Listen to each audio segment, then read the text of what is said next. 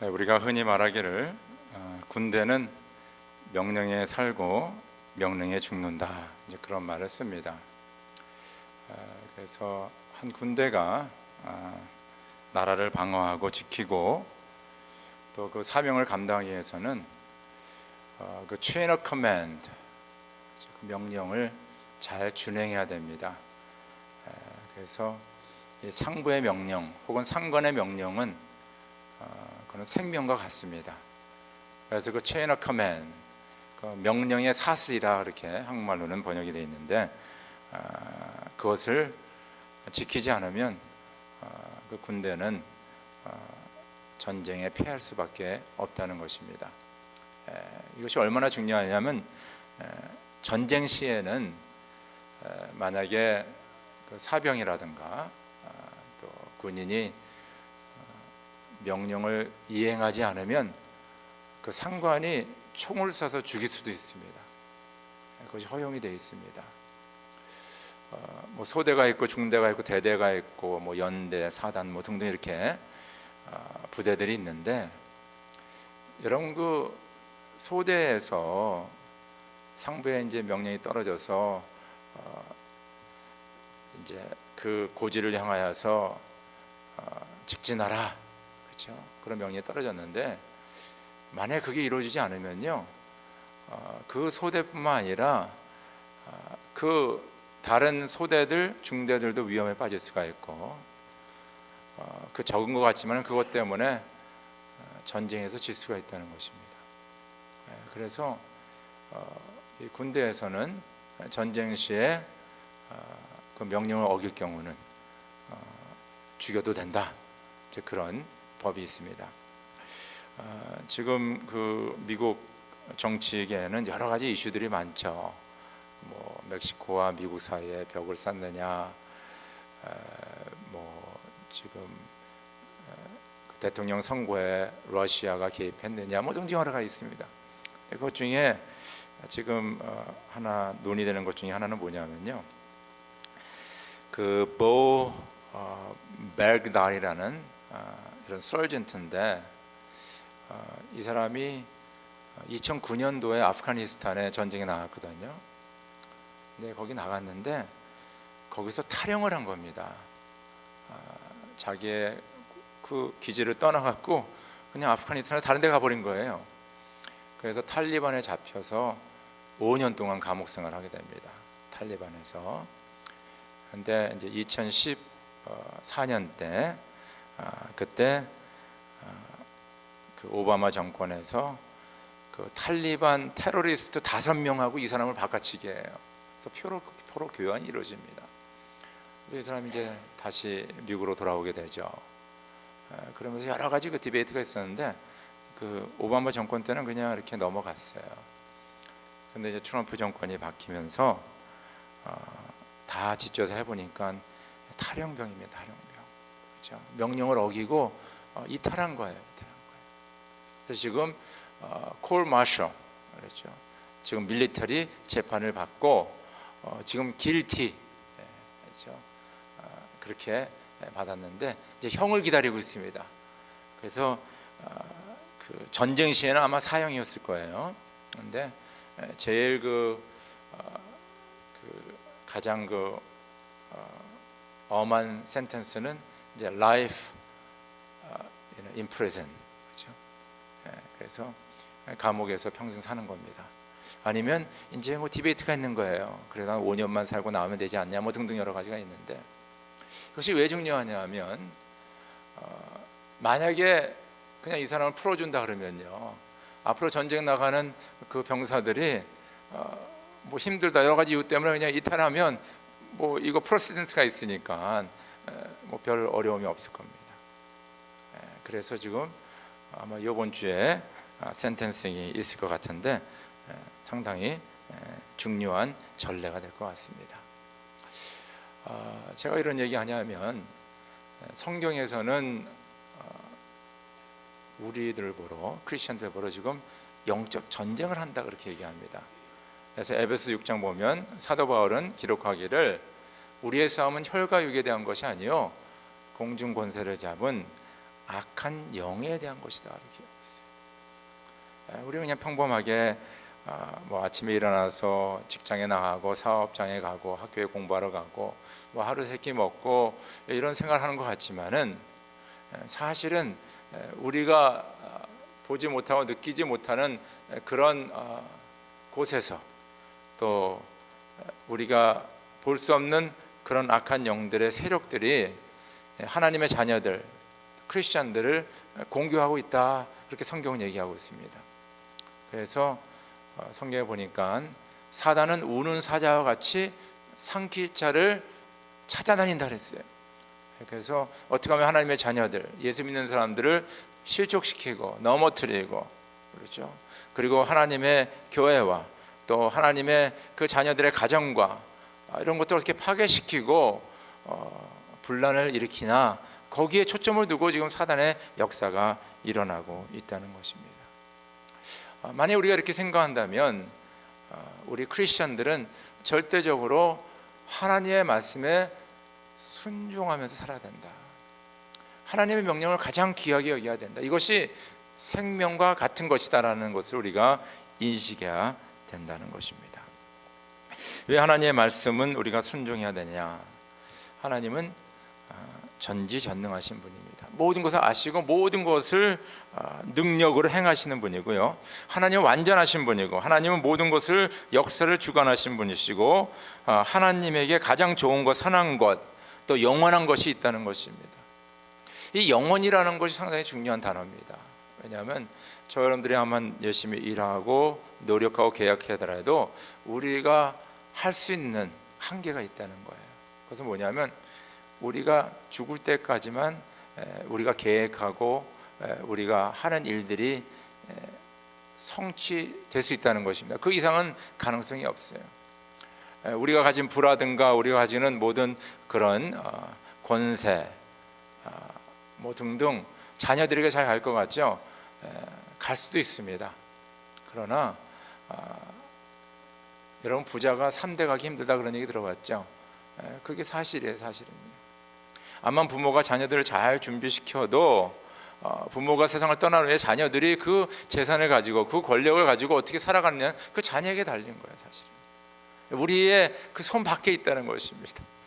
우리 자녀를 키우는 분들 매번 느끼지만은 애들이 대학 가면 우리 부모님들이 더 이상 자녀들에게 할 말이 별로 없어요. 그냥 뒤에서 기도하는 밖에 없습니다. 근데 하나님은 영원하시다. 그렇죠? 우리 때뿐만 아니라 우리의 자녀들 자손 대대로 영원히 하나님께서는 우리를 인도하신다. 자손 대대로 하나님이 축복하신다. 이거는 너무 귀한 말입니다. 그래서 우리가 하나님 말씀을 순종할 적에 하나님께서는 우리의 가장 좋은 것, 가장 선한 것으로 영원한 것을 우리에게 이루신다는 것을 꼭 기억하시길 간절히 바랍니다. 그리고 하나님은 모든 것을 아십니다. 과거를 아시고 현재를 아시고 미래를 아시는 분이에요. 저희는 과거는 좀 알고 현재를 좀 알지만은 미래는 절대 알 수가 없습니다. 앞으로 무슨 일이 일어날지 절대 알 수가 없어요. 근데 하나님은 다 아시거든요. 그렇기 때문에 전지전능하시고 모든 것이 완전하시고 역사를 주관하시고 가장 좋고 선한 것, 영원을 이루시는 그 하나님의 말씀에 순종하고 따르는 것이 지혜로운 크리스천들입니다. 그럴 적에 주 안에서 우리가 형통함의 축복을 이룰 수가 있어요. 그래서 사무엘 선지자는 이렇게 말합니다. 순종이 제사보다 낫다. 그렇죠? 우리는 주일날 주님 앞에 나와 예배드리고 또 구약 시대에는 양을 잡고 소를 잡으면서 하나님께 제사 드린 것을 가장 귀한 것으로 생각했는데, 사무엘 선지자는 그것보다 하나 더 위가 있다. 그건 뭐냐면 하나님의 말씀에 순종하는 것이다. 내가 암만 이런 종교 행위를 할지라도 하나님의 말씀에 순종하지 않는다면 이런 것도 다 소용이 없다고 지금 사무엘 선지자는 이야기하고 있다는 것입니다. 여러분의 삶 속에서 하나님의 말씀, 그 명령에 절대적으로 순종하기를 주 이름으로 축원합니다. 오늘 본문 말씀의 배경을 보면요, 예수님께서 부활하신 후에 제자들을 한 2번 만나십니다. 그리고 말씀하시기를 갈릴리에서 만나자.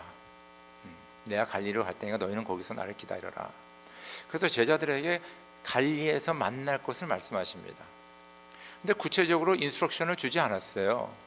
뭐 몇 시에 어디서 만나자, 뭐 누구 집에서 만나자, 뭐 이런 얘기도 없고, 또 나를 기다리는 동안 너희는 이거를 해라, 뭐 그런 말씀도 없어요. 그냥 만나자, 그 한마디만 하시고 헤어진 겁니다.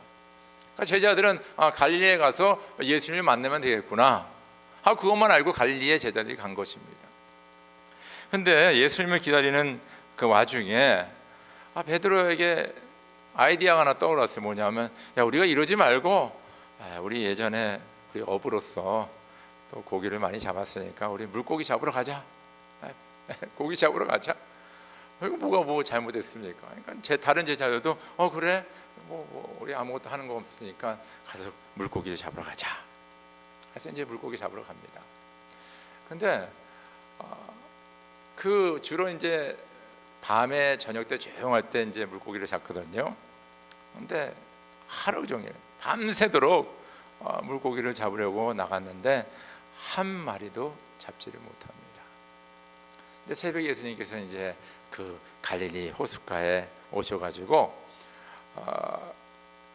이제 제자들 그 배에서, 그렇죠, 한 마리도 못 잡고 지금 실망 속에 있는 제자들에게 물고기 좀 잡았냐? 그러니까 뭐 못 잡았다는 거예요.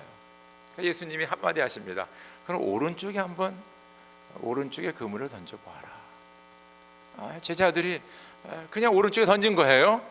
근데 거기에 수많은, 그렇죠, 나중에 보니까 153마리의 그런 엄청난 수의 물고기가 그물에 끌어올려 드는 거예요.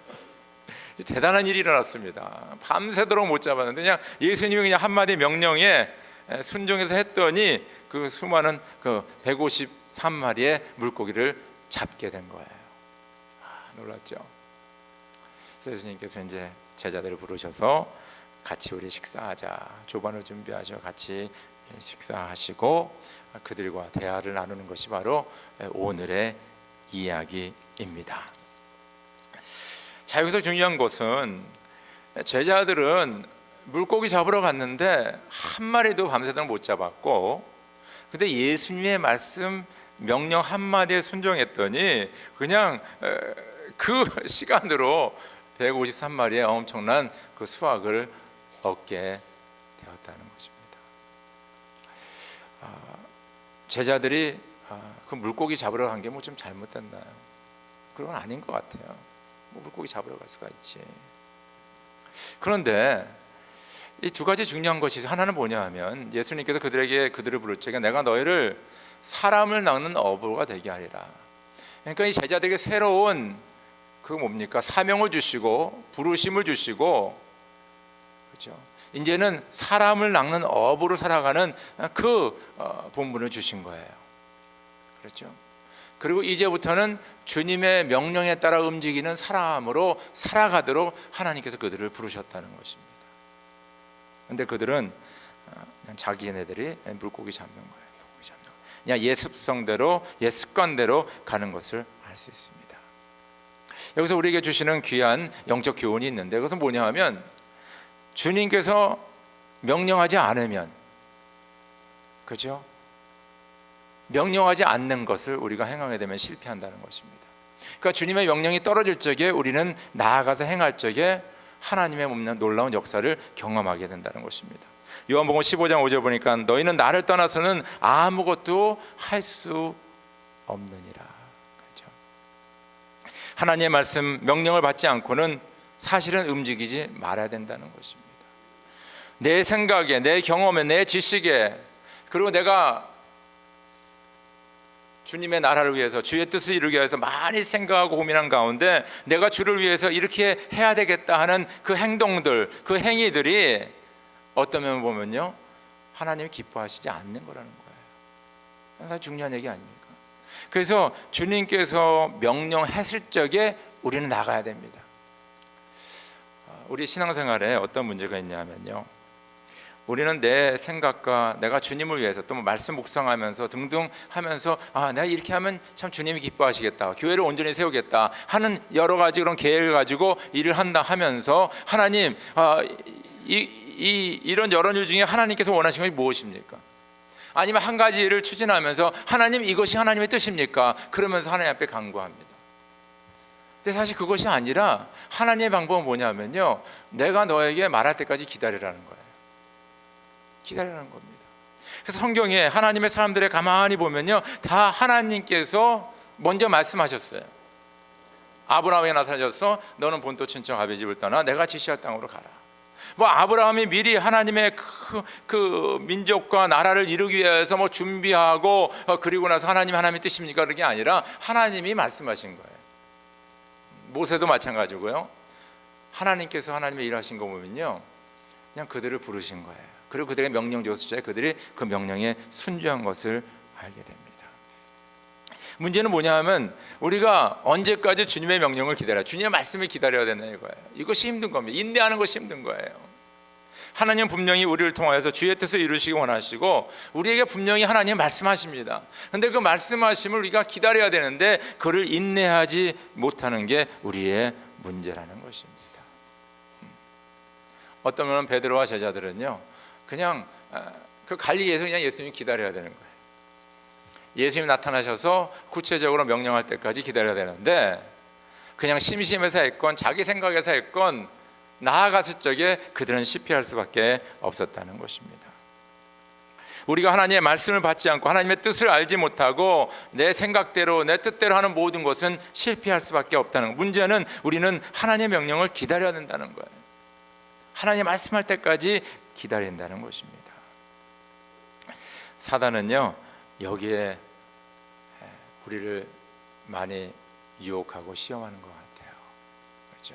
우리를 부추기지 않습니까? 지금 상황이 이런데 네가 가만히 있으면 되겠냐?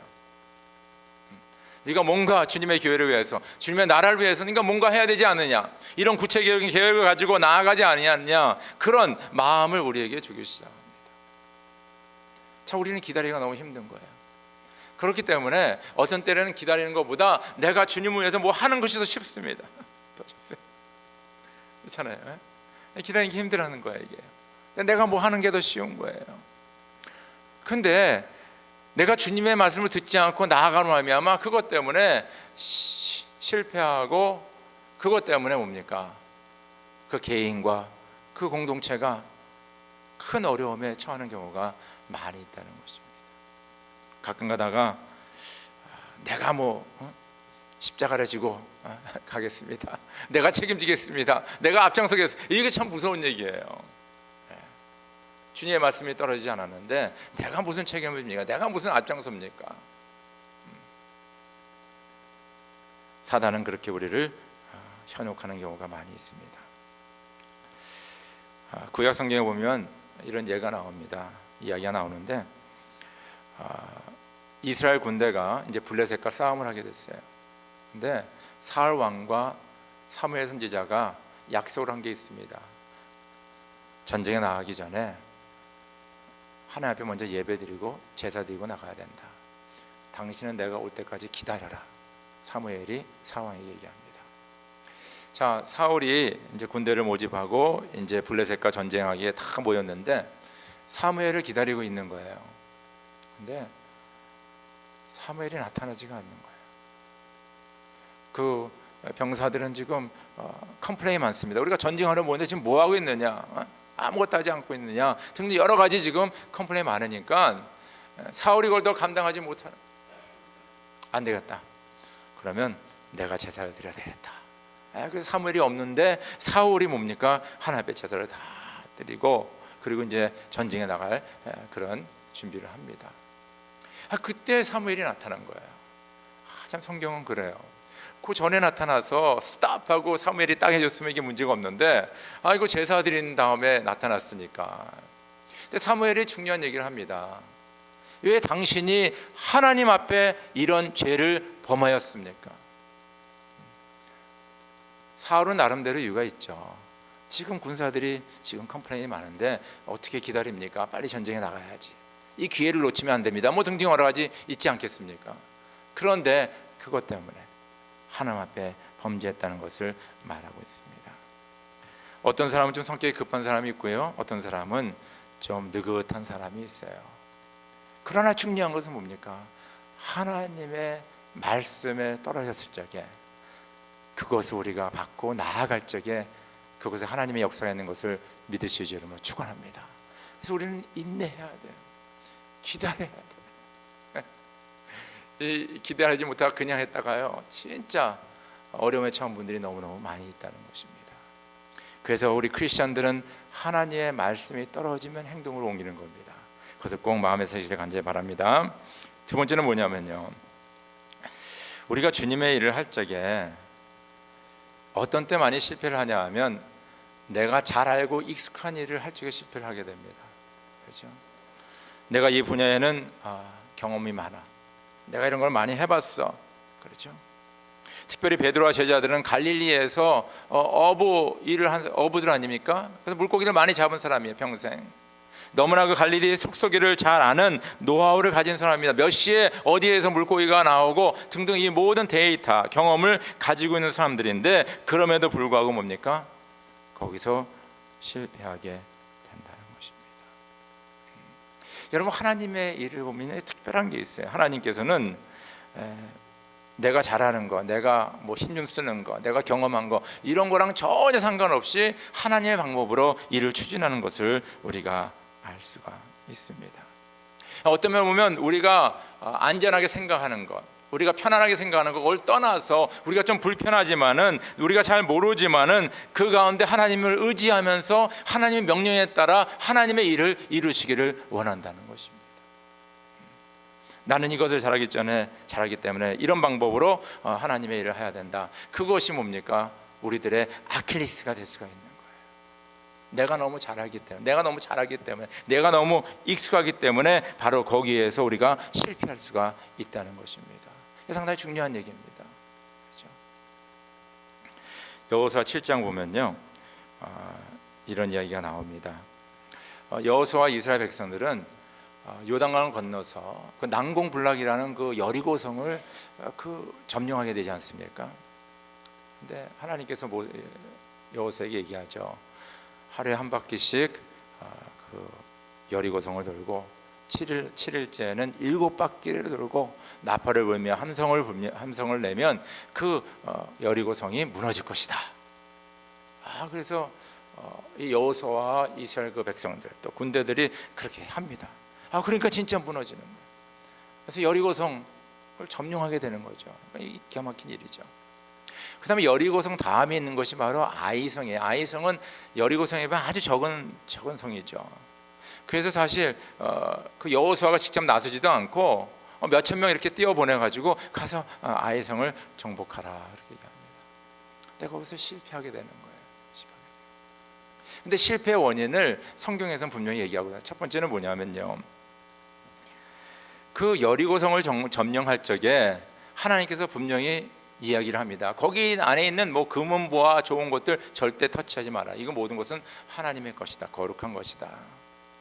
근데 그 많은 그 군인들 중에, 그렇죠, 전쟁에 나간 사람 중에 그 아간이라는 사람이 그냥 거기 금은보화를 보고 좋은 옷을 보니까 그거를 그냥 챙긴 거예요. 죄를 범한 거예요.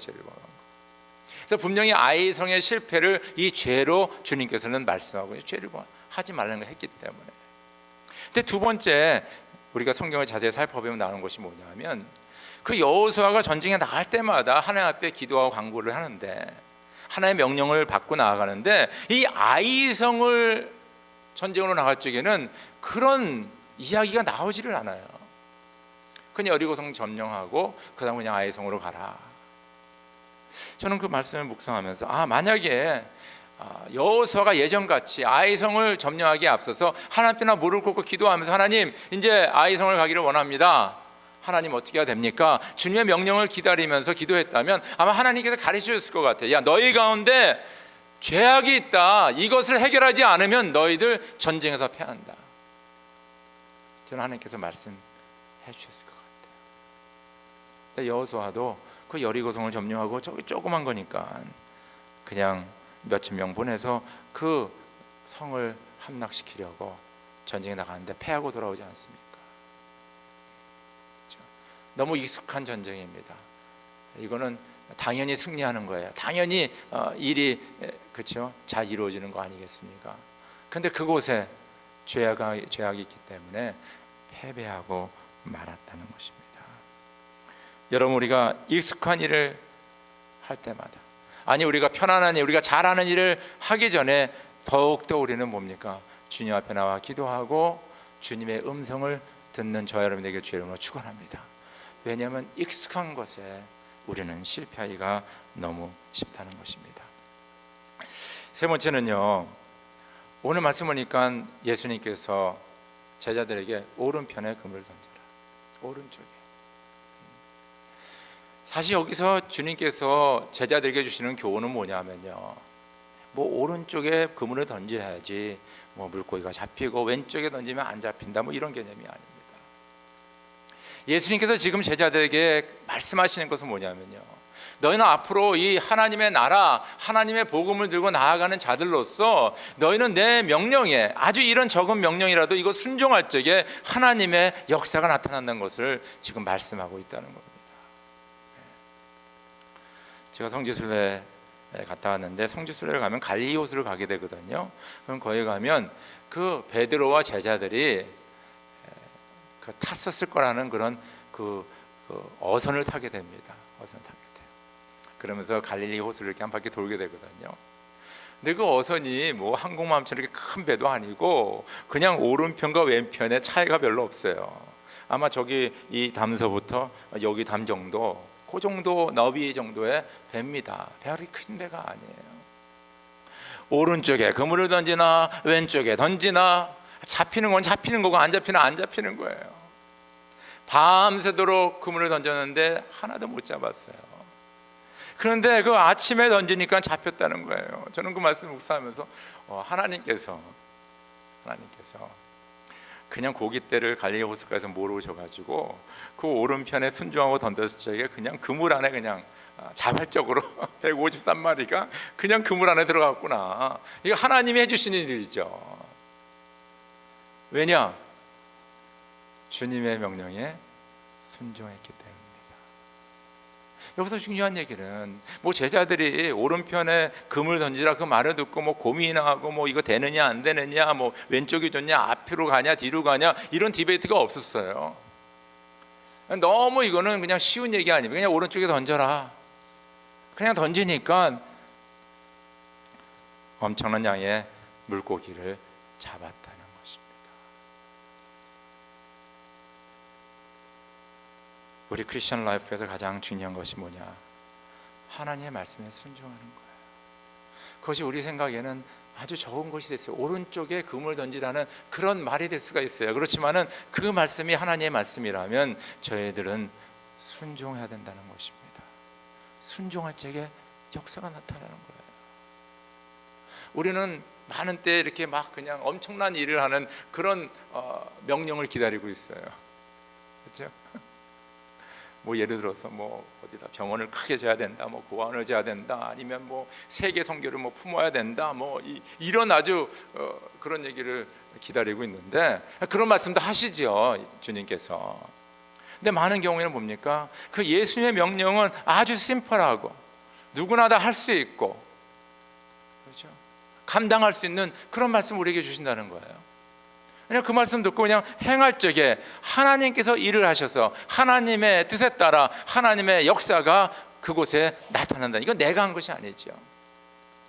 주님의 말씀에 순종했기 때문입니다.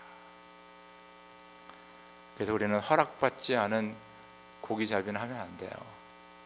우리는 주님께서 말씀하신 것을 기다리고 인내하고, 내가 익숙하다고 내가 잘한다고 하는 것이 아니라 그 말씀에 순종하고 행할 적에 하나님의 놀라운 역사가 나타난다는 것입니다. 아마 여러분들 가운데 인생의 중요한 결정을 내려야 되는 분들이 없지 않아 있을 것 같아요. 진로라든가 아니면 사업을 새로 시작한다든가, 아니면 직장을 새롭게 잡는다든가, 아니면 뭐 결혼을 한다든가 누구를 만난다든가, 뭐 여러 가지 중요한 일들이 없지 않아 있습니다. 또 주님의 몸된 교회와 또 주님의 일을 위하여서 일들을 결정할 때 있는데, 많은 경우에는 내 생각과 내 뜻과 내 경험으로, 그리고 내가 생각하기에 하나님이 가장 기뻐하는 것이 무엇인가, 거기에 초점을 두는 경우가 많이 있어요. 그런데 그거는 어떤 면에서 하나님보다 좀 앞서가는 거죠. 근데 하나님보다 앞서갈 경우는 우리는 19번 다 실패하게 되어 있습니다.